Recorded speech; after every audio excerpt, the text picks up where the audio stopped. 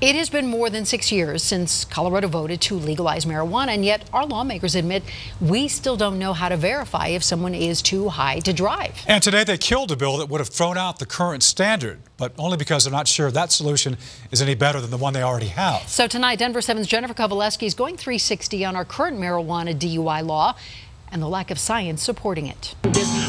In Green, Colorado, where consuming marijuana is legal and celebrated every year with a giant cloud of smoke in Civic Center Park, smoking weed and driving is not so cool. But proving a driver is too high to drive is complicated. And this is where our 360 on drug driving begins. How can we measure that? Starting with the lawmaker behind a bill that would change our DUI laws. Truly, the problem is once they make that stop, what is the proof of impairment? Current law in Colorado says any driver whose blood tests higher than 5 nanograms of THC is too high to drive. But State Representative Hugh McKean says there's no science to back that up. Our police officers are doing their jobs, our DAs are doing their jobs, and yet they don't get convictions because there's not good science behind it. On top of the lack of science, traces of marijuana stay in the body for a long time, and existing tests can't say whether a person was using that day or that month. This is a really tough question. McKean introduced House Bill 1146 as one possible solution.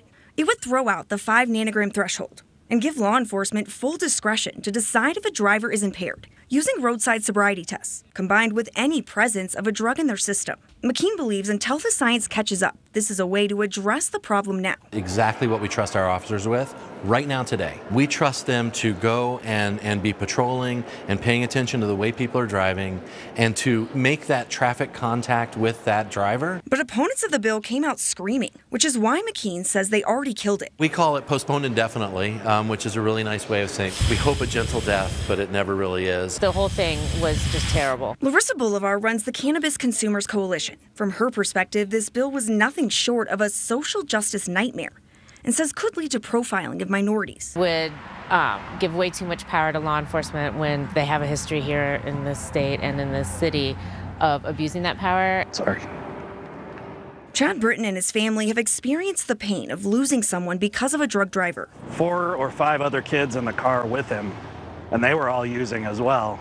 And they all told him that he was too high to drive. The teen who killed Britton's nephew was only sentenced to 2 years in juvenile corrections. He wants the state to pump the brakes on legal weed entirely until it can find a better way to identify drivers who are too high to drive. The drug was legalized before there was any way to test for sobriety on it. Universities and local law enforcement are already testing out new technology, from marijuana breathalyzers to apps that test brain function. But while we wait for the science to catch up, all sides seem to agree the current laws for marijuana impairment aren't working. Tourists coming here, I don't want them eating edibles and then driving, and I don't want them doing a dab and driving. The industry wants to make sure that we get impaired drivers off the road. Police officers want to make sure that when they go to court, they have good science behind what they're saying is impairment.